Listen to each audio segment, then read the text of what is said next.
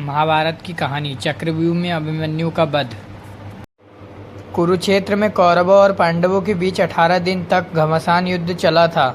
एक और धर्म के लिए लड़ने वाले पांडव थे तो दूसरी ओर छल कपट और धोखा देने में माहिर कौरव। उन्होंने छल से युद्ध जीतने के लिए एक रणनीति बनाई। उनकी योजना थी कि वो अर्जुन को युद्ध में उलझाकर चारों भाइयों से दूर ले जाएंगे और फिर युधिष्ठिर को बंदी बनाकर युद्ध जीत लेंगे। अब युद्ध वाले दिन कौरव सेना की एक टुकड़ी अर्जुन से युद्ध करते हुए उन्हें रणभूमि से दूर ले गई।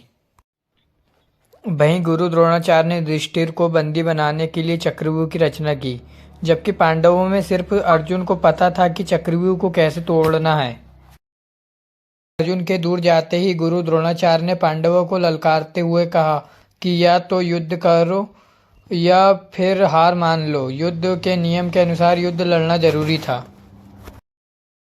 यदि युद्ध ना करते तो भी हार जाते और युद्ध करते तो भी हार निश्चित थी। अब धर्मराज युधिष्ठिर को कुछ समझ नहीं रहा था कि क्या करे और क्या ना करे। उसी समय धर्मराज युधिष्ठिर के सामने एक युवक खड़ा हुआ और कहा, काका श्री, मुझे चक्रव्यूह को तोड़ने और युद्ध करने का आशीर्वाद दीजिए। यह युवक कोई और नहीं बल्कि अर्जुन का पुत्र अभिमन्यु था। अभिमन्यु अभी मात्र 16 वर्ष का ही था, लेकिन सभी जानते थे कि युद्ध कौशल में अपने पिता के जैसा ही निपुण है। युधिष्ठिर ने अभिमन्यु को मना किया, लेकिन अभिमन्यु नहीं माना और उसने कहा, मुझे चक्रव्यूह तोड़ना आता है।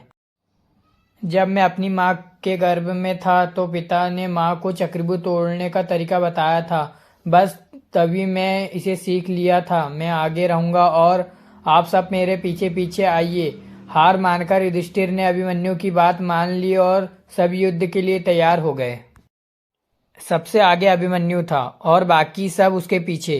अभिमन्यु को रण क्षेत्र में देखकर कौरव मजाक उड़ाने लगे कि यह छोटा बालक क्या युद्ध करेगा। लेकिन जब उन्होंने अभिमन्यु के युद्ध कौशल को देखा